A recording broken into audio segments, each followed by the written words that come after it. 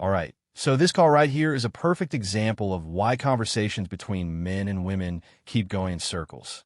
You got a grown woman, divorced, life lived, kids raised, and still holding on to old talking points about bosses, queens, and scarcity, while refusing to take accountability for personal choices.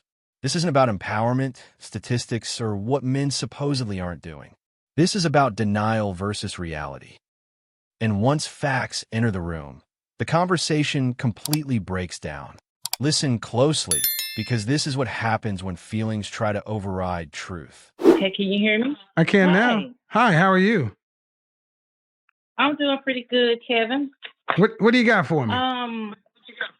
Well, first of all, there are a few things that I do not agree with. Now I am 45 years old. Okay. And you mentioned, and we're talking about divas, queens, and bosses. First of all, I grew up listening to Beyonce and Mariah Carey. That's what I consider divas. And I just think it's just a term of endearment. You know, it's something for a woman to feel empowered.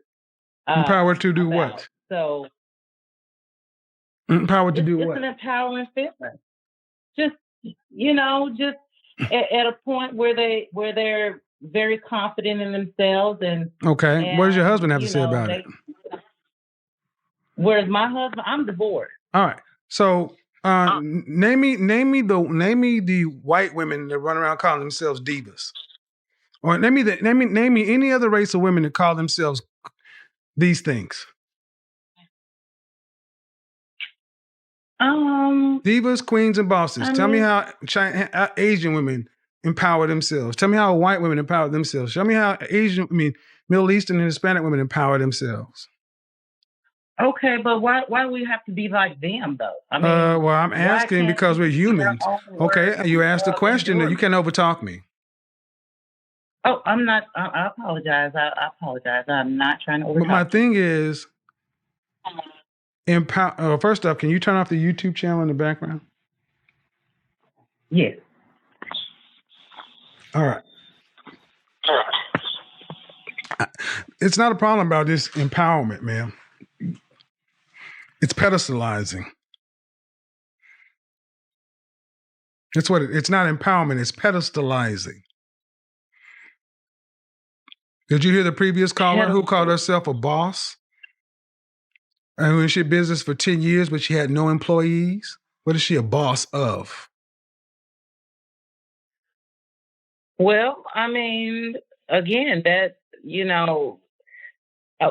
being a boss, you can, it's a term of, running things, running your own business. And you don't necessarily have to have. No, that's not true. Let's look up the definition of boss. Well, go ahead. Go ahead. It doesn't necessarily, you don't necessarily have to have employees to consider yourself a boss. Boss, noun, a person in charge of a worker or organization, union bosses. Or verb, giving orders or domineering manner. That sounds more like it. The verb boss makes a lot of sense, especially when Black women use it, because they're certainly not in charge of workers. Well, I'm in charge of my own schedule. Okay. You have any kids? Do you have any children? Yes, I do. How many? 2. Boys or girls? Both, boy and girl, 23 and 24. Okay, but when they were 5 or 8 years old, remember those years? They could have been in charge of making up their bed. Does that make them bosses? Yeah, bosses of their own domain. Are you trying to be are you really trying to be serious? Ma'am, honestly, ma'am, if that's how we're going to go with it, then this conversation really is kind of pointless. If you're going to tell me a 5 and an 8-year-old is a boss of something, then that goes into the delusion factor. Okay. All right. Touche. All See, right. far Well, too many black one women want to of be right, man. And you just won't even, when something's wrong, you'll still try to find a way to be right. But but I am compromising. We're meeting in the middle. But I just Okay, well, meet in the middle. Meet me in the middle. How does calling yourself a diva, a queen, or a boss facilitate healthy relationships with men? Well, the men that I encounter, they actually, like, well, I don't know too many women that call themselves divas. And how does this Bosses, facilitate? How does it facilitate healthy interactions with men by calling yourself somebody in charge? Who well, leads? Okay, you're divorced, right? yes, So am I. And one of the big problems in a lot of marriages, in particular in Black America, is who leads? Who's supposed to lead? the male. So if I were your husband, how could I lead you? So if I were your husband, how could I lead you if you were a boss? A boss of my schedule, a boss of my work. Okay, so again, that's pedestalizing and overinflating importance. Why? Why is it so important to make things sound so grand that are just common? That's why I use the kids example. That's why I use the kids making up a bed. Yeah, they feel good about it, but in the grand scheme of things, it ain't nothing. And the damn sure you being the boss. But far too many black women want a pat on the back for just average stuff. Well, making the bed. I mean, that's part. Well. Just say, ma'am. She's struggling to sit back and say, "Damn, you got me." Check. Well, I mean, we're talking about in rooms, and that's what we're talking about. We're talking about how many black women who call themselves bosses are in charge of anything.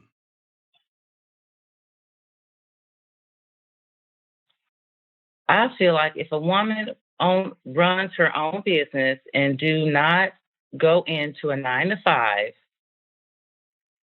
is considered a boss. All right. So, you know what else? I mean, but see, man, that makes sense because so many black women won't call themselves fat or morbidly obese. They'll say they're BBW. See, a lot of you black women love to make up your own definitions. Forget the dictionary. We're going to make up our own words. It's going to have our own meanings. But here's the thing. The world doesn't work that way. Your arteries still say you're morbidly obese. One of the biggest pushbacks I get is from black women talking about weight. Well, I don't have a weight problem. And, beauty is in the eye of the beholder. No, beauty is pretty well universal. There are some subjective things. How tall are you? 5'7". Okay. What is the average weight of an American man? The average weight, I would say maybe 185, 90. Okay. And what's the weight of an average? What's the weight of an average American female?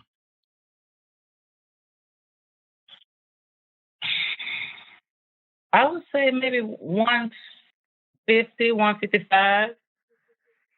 The weight of an average American man is 168 pounds. The weight of an average American woman 55 years ago, who was the same height, used to be 120 pounds, and it shot up to 166 pounds. The average American black female is 187 pounds. The average black woman weighs more than the average black man at her height. Is that normal? Mm-hmm. Is that normal?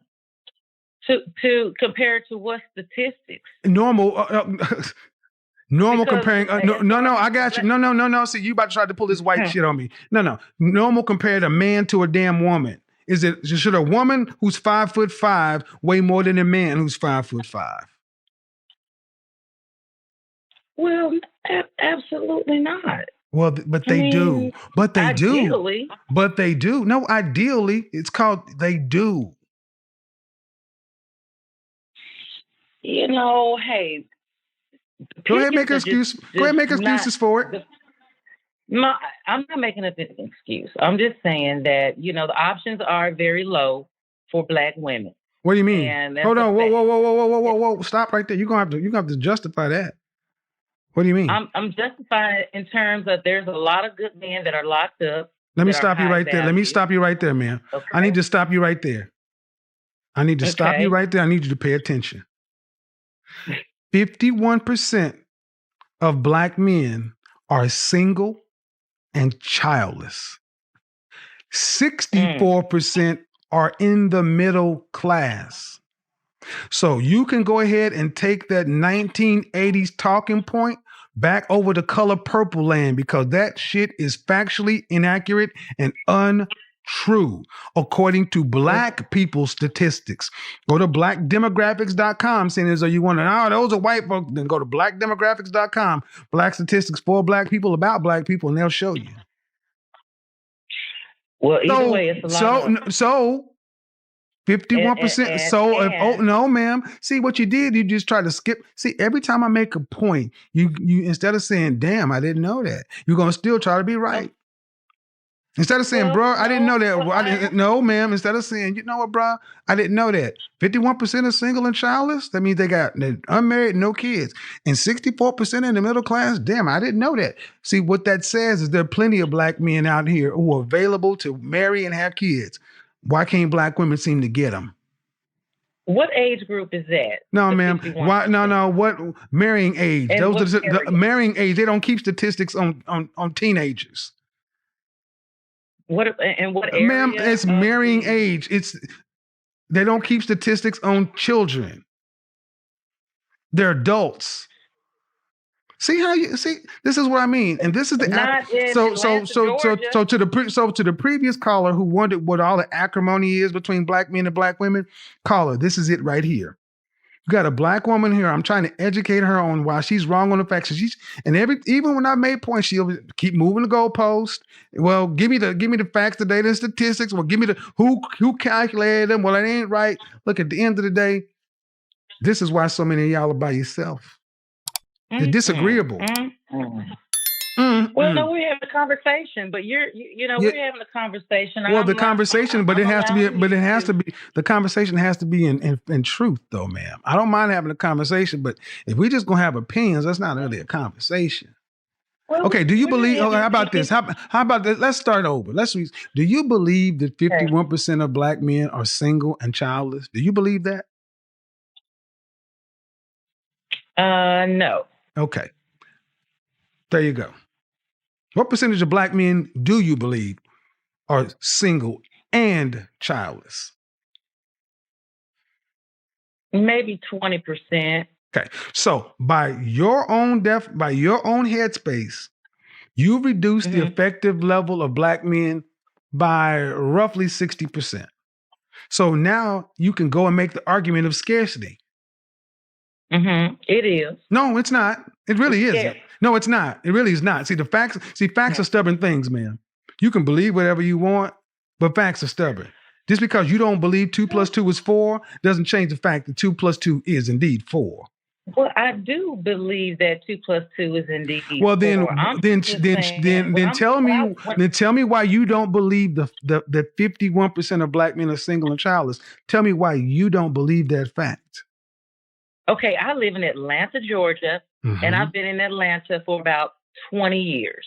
And there are not a lot of Black men. Did I say Black men in Atlanta, ma'am? Did I say Black men in Atlanta, ma'am? No, I'm saying Black No. But the stat that I said, did I say Atlanta? You did not say Atlanta. No, you did. Okay, so do you believe it based on Atlanta? Or not? See, I have to go where. No, ma'am. So what you need to do, because I live in Atlanta too. So what you're gonna need to do is tell me where you getting that 20% from. But if from every day, No, ma'am. Your anecdotal eyeball experience. No, man. Your anecdotal eyeball experience does not change the Department of Bureau of Labor Statistics and the CDC. See, facts are stubborn things, ma'am. You can have your opinion and you can be as wrong reality. as no, it's not reality. That's your twisted reality. It's your twisted reality, but it don't matter.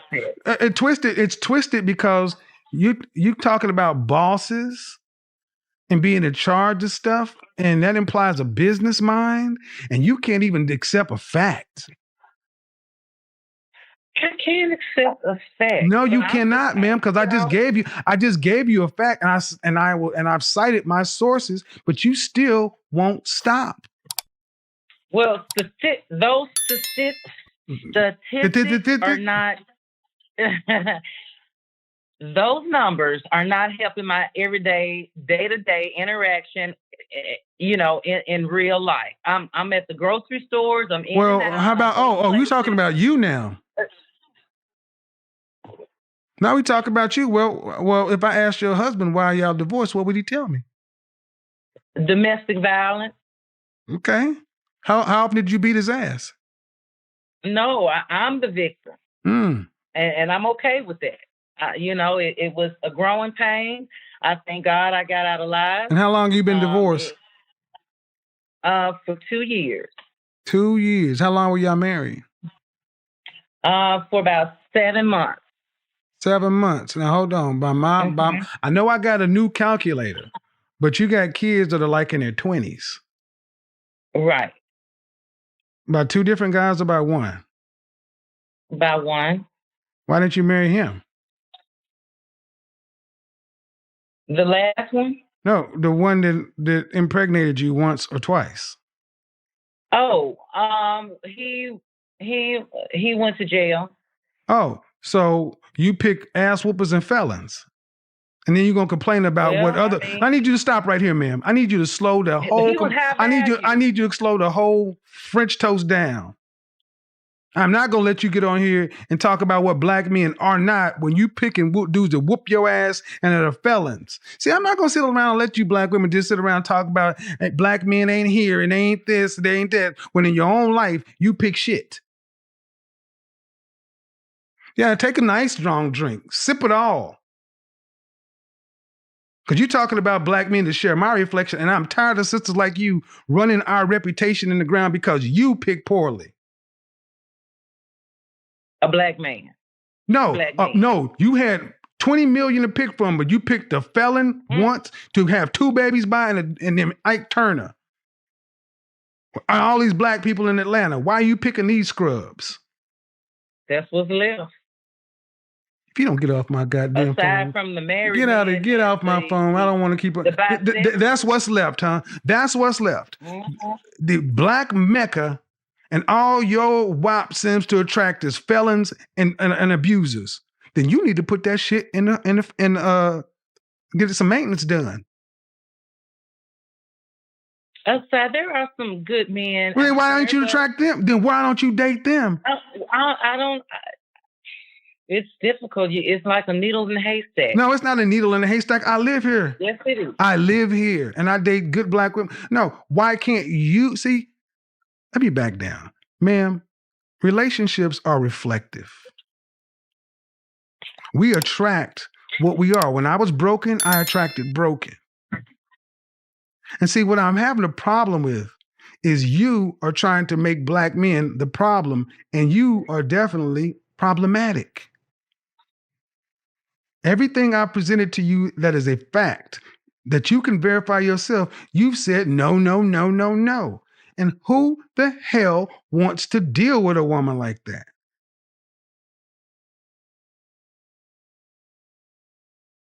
Persians? Yes, and they're okay. So then where's your? So you got a Persian fiance? He's not a fiance, but I am dating one. Okay, again, just because someone was dusted off does not mean he wants to marry you. I've talked about this too. I don't have to be married. Exactly. Let me go ahead and help you. This is young black women. Pay attention. These are your mamas. and your aunties. And they telling you that black men don't exist because they can't get their shit right.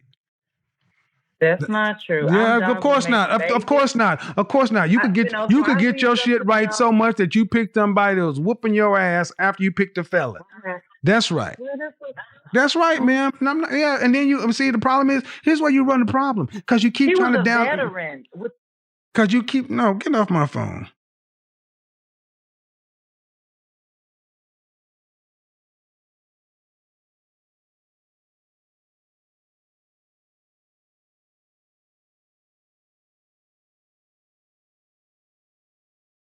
Keep telling me that I'm wrong. Before we end this stream, I want everybody listening, especially the people who got uncomfortable tonight, to sit with what just happened. Not react to it. Not get defensive about it. Sit with it. Because nothing that was said tonight was said to insult anybody, embarrass anybody, or tear anybody down for sport. What you heard tonight was friction between reality and belief. And when those two collide, reality always wins, eventually. What keeps coming up over and over again is this idea that feelings should override facts, that lived experience somehow cancels out data, and that disagreement is the same thing as disrespect. It's not. Growth has never come from comfort, and accountability has never sounded polite. The problem isn't that people don't understand what's being said. The problem is that accepting it would require changing habits, standards, expectations, and in some cases, entire identities. You heard a lot of strong words tonight. Boss, queen, empowered, picky, but none of those words actually solve anything if the outcomes don't match the confidence. Titles don't build relationships. Labels don't create families. And repeating affirmations does not erase patterns. At some point, you have to stop asking why things aren't working and start asking whether what you believe is actually aligned with how the world functions. This isn't about men versus women. It's not about blaming one side and excusing the other. It's about understanding leverage, timing, and trade-offs. Everybody pays a price for the choices they make. Some prices are paid early, some are paid later, but nobody gets a free pass. And the longer people avoid that truth, the louder reality gets when it finally speaks. What makes these conversations hard isn't the message, it's the mirror. Because once you accept that attraction, commitment, and long-term partnership are selective by nature, you can't hide behind slogans anymore. You have to ask yourself hard questions. Am I realistic? Am I competitive in a market I want to win in? Am I bringing what I'm demanding? And am I willing to adjust? Or do I just want validation? Nobody owes anybody desire. Nobody owes anybody commitment. And nobody is guaranteed the outcome they imagine just because they believe they deserve it. Relationships are negotiated, not manifested. They are built, not declared. And the people who win in this space are the ones who listen before they speak and learn before they demand. So if tonight bothered you good, that means something landed. Take what applies, leave what doesn't, but don't dismiss it just because it challenged you. Because the goal here isn't to win an argument. It's to avoid waking up 10 years from now, asking the same questions with fewer options and more regret. We'll be back next time. Same truth, same energy, no filters.